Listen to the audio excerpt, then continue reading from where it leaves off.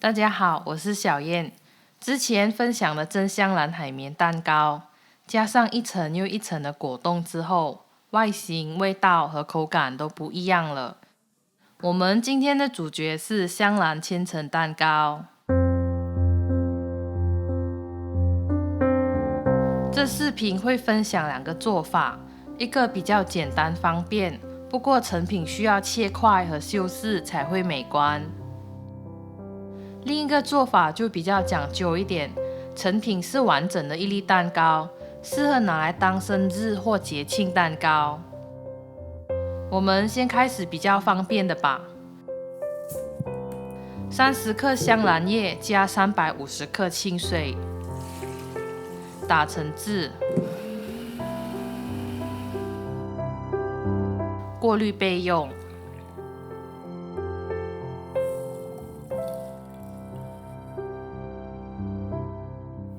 之前我们分享了真香兰海绵蛋糕的做法，视频连接就在下方。这是6寸正方形的蛋糕，蒸好的蛋糕脱模后，最少要放1个小时，等蛋糕体比较稳定后，才切成3大片备用，不然很容易破裂哦。将70克的印尼绿豆粉加进300克的香兰汁里，搅拌至没有结块，再加入200克的浓椰浆，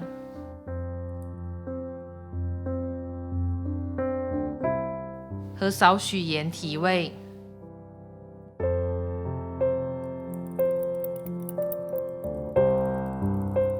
搅拌均匀后，将面糊过滤一遍。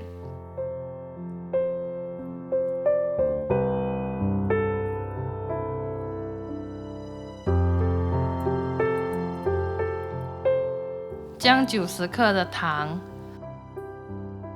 和6克的菊肉粉放入干锅里搅拌均匀，这能避免菊肉粉接触到水之后结块，很难搅散。混合均匀后，就加入400克的清水，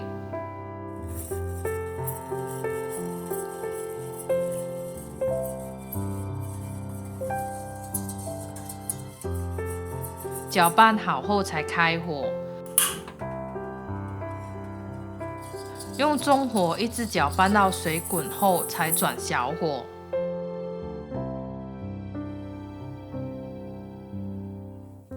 先搅拌一下香兰面糊，才加入锅里，一边加入一边搅拌。这个过程要用小火哦，一直搅拌到有点浓稠就可以关火了。用回6寸的正方形模，让果冻均匀的沾到模具。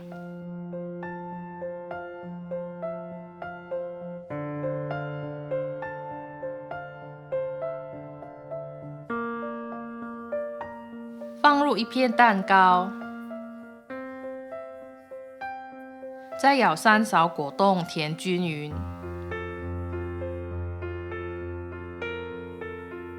接着就重复这个步骤，直到蛋糕铺完和填好。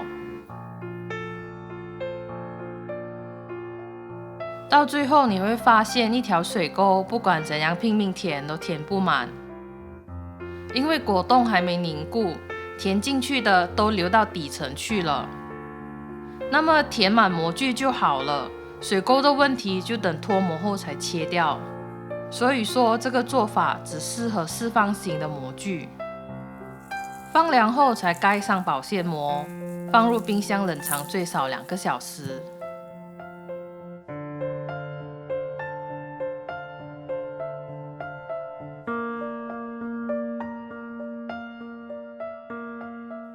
用塑胶刀沿着边缘划，刀扣用力甩一甩就能脱模了。再修掉那些你看不顺眼的部分，修好后颜值还可以呢。另一个比较讲究的做法，我就用圆形模具来示范，因为圆形很难修切。这次我用烤的，摄氏150度上下火烤50分钟，再转160度烤10分钟上色。温度和时间要依你的烤箱做调整哦。烤好出炉后，即刻倒扣晾凉，大约2个小时才脱模切片。接下来的果冻制作都一样，不过这次要多准备1锅开水和1大杯冰块。将煮好的果冻隔着开水保温，这能减缓果冻凝固的时间。同样舀3勺果冻，沾满整个模具。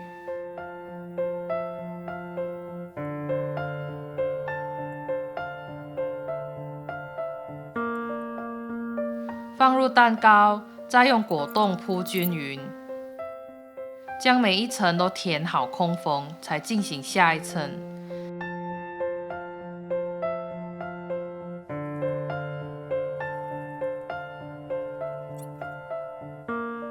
将最后一层铺好后，你会发现那令人懊恼的水沟又再出现了。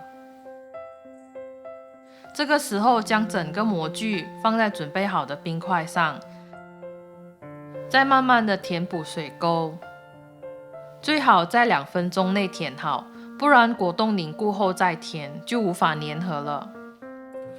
隔着热水保温的果冻到最后还是液体状，把剩下的装进杯子里，冰箱里就多一样甜品了。同样放进冰箱冷藏，最少2个小时后才脱模。母亲节快到了，手做1粒香兰千层蛋糕和手绘1张卡片，还有几朵香兰玫瑰花，送给天下劳苦功高的母亲们，愿你们身体健康，生活愉快。接下来分享一些我的小心得。蛋糕吃起来有苦味，问题在香兰叶，要选用嫩叶或小种香兰叶，深青色的老叶不适合拿来榨汁做果冻，不然会是一个苦涩的甜品。不过用来做蛋糕就还好，因为蛋糕用的量不多。除此之外，制作的次序也很重要。如果先把香兰汁煮到滚，水和纤维会分离，味道会变苦，香气也会流失。还有蒟蒻粉、梅鲜和糖混合均匀，就倒入冷水搅拌，会容易形成结块，即使煮滚后也很难弄散。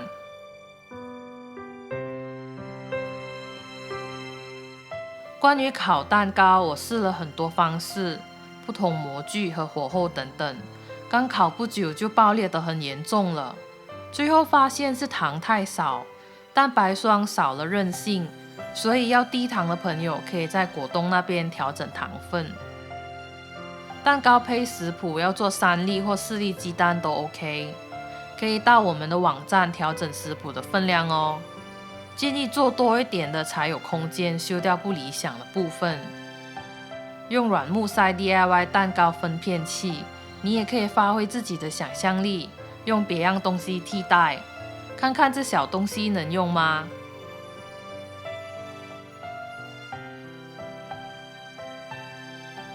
这些都是我做 cake 失败做到 cake sim 累积的小心得。本来以为这样的蛋糕很容易操作，看似简单，但要做好也是不容易的哦。所以说要把蛋糕做得完美，是需要耐心和多练习。觉得有帮助的话，请点个赞、订阅和分享哦。我们下个视频再见，拜拜。